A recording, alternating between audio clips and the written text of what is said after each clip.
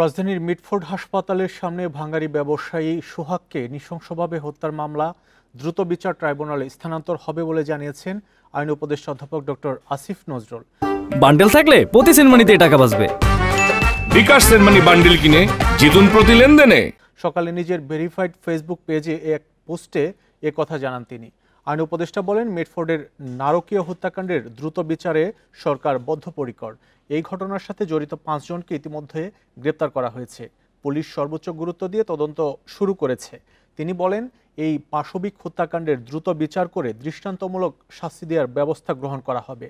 দায়ীদের বিরুদ্ধে মামলা দ্রুত বিচার ট্রাইব্যুনালে স্থানান্তর করা হবে।